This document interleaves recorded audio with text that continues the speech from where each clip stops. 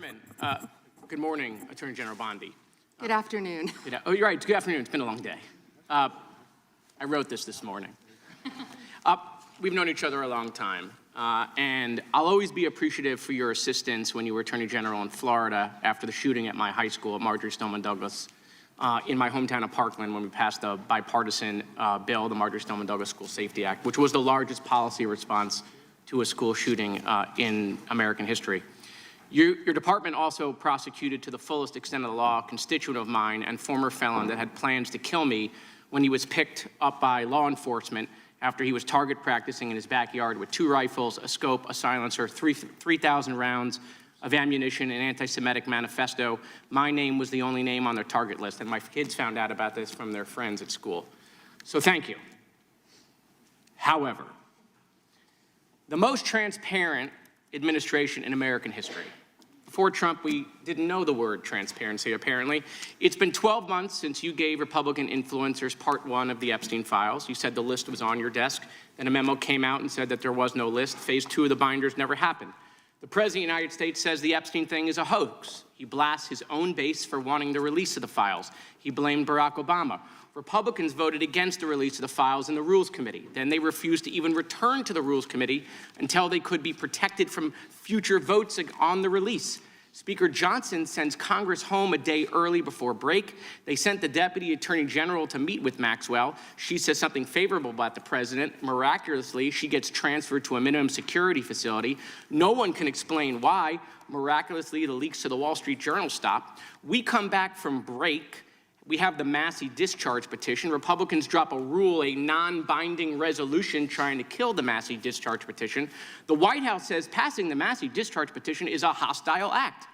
Trying to stop the necessary 218 signatures, according to Republican members that signed it, the White House brought them into the Situation Room, you know, the place where the president goes for time of war, promising things like appropriations or maybe even to primary them. People in the room say you were there. It didn't work. We get the 218 signatures. We eventually passed the Massey petition. You guys didn't release the files. You were forced by Congress, every member of the House except one, and the entire Senate. The reason the president signed it is because it was a veto-proof majority. We can't agree on anything, and yet the entire House but one member and the whole Senate forced the administration to release the files.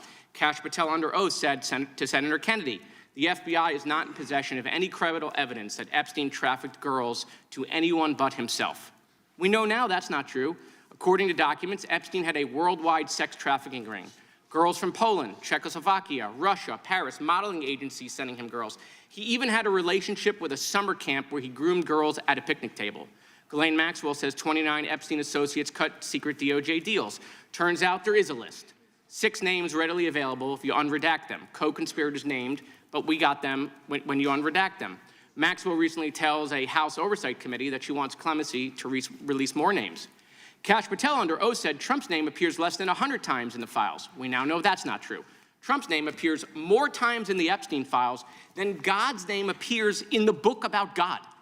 Okay, by the way, this is the Trump Bible. Move over, King James. Trump's name also appears more times in the Epstein file than Harry Potter's name appears in the 7 books about Harry Potter.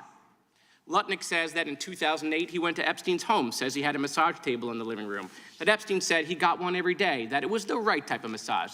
He and his wife decide to leave and say they'll never be in a room with him again. Howard then says, I'm sure the Epstein stuff is all on video. He was the greatest blackmailer of all time. Well, how would Howard know that?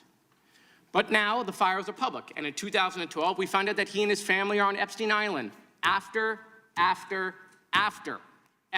pled guilty to state charges. I'm from Florida. I take my family to Disney World, not to Epstein Island. There are documents in the files that dispute the president's claim that he kicked Epstein out of his club. Allegedly, the president said that he asked Epstein to leave. Supported now, that's disputed, though, statements from the manager of the club.